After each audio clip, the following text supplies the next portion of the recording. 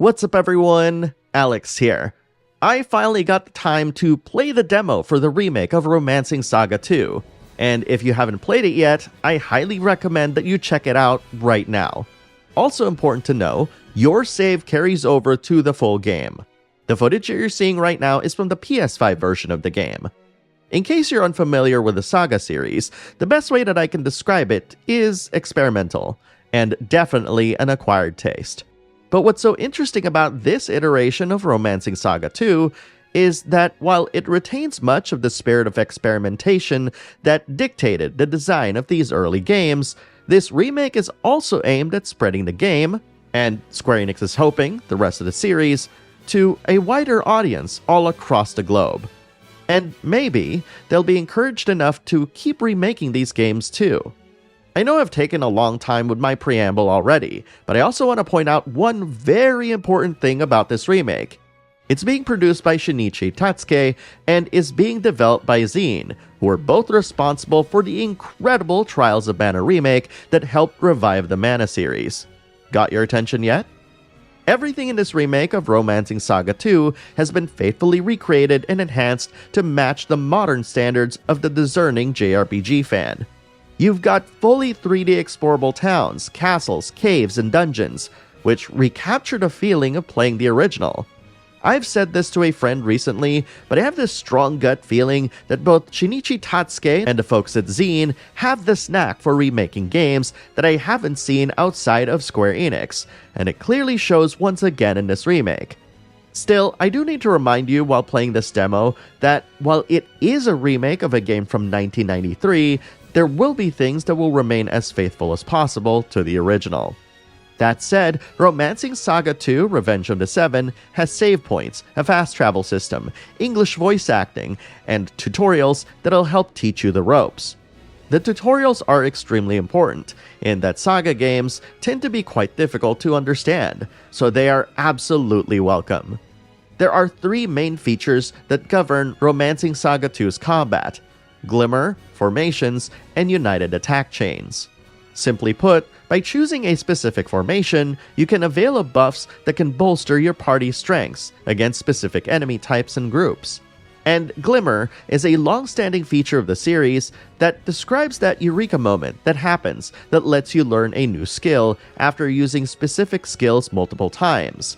And United Attack Chains are super combo moves that you can use to combine two different character skills together into one powerful attack. In the original version and the remaster, battles in Romancing SaGa 2 look very similar to old-school Final Fantasies, with the party on the right side and the enemies on the left. Battles in Romancing SaGa 2 are depicted in full 3D, of course, but they've also added a lot of really cool quality of life features that were inspired by other Square Enix titles. One particular feature of note are the little weakness boxes underneath enemy life bars, which are very reminiscent of the ones found in the Octopath Traveler series.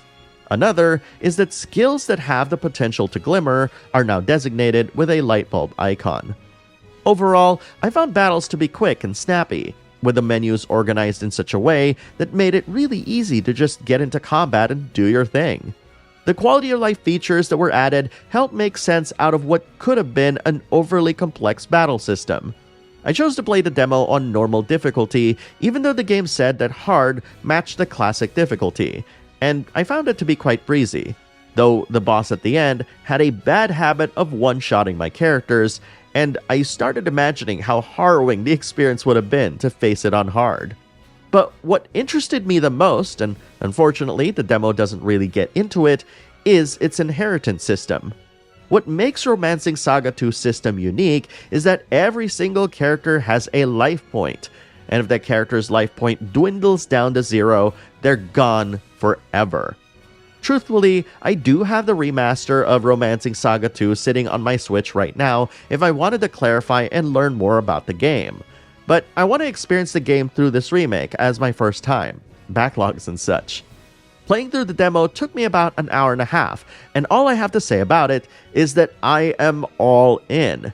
I never would have imagined saying that about a SaGa game ever. But this demo of Romancing SaGa 2, and the promise of cool things to experience in the full game, like inheritance and base building, which I love base building, made me eagerly anticipate this game's release. And just so you know, Romancing SaGa 2, Revenge of the Seven, comes out on October 24th on PlayStation platforms, Switch, and PC. At any rate, I want to hear what you think. Have you played the demo? If not, are you going to check it out now? Have you played the original? Post your thoughts in the comments below and let's talk about it. Also, I have a review of Bloomtown: A Different Story, which is basically Persona meets Earthbound, and it's probably the year's most vibey turn-based JRPGs. I also posted my review of Reinatis, Furyu's latest action RPG. And if you know Furyu, you know that it can go both ways.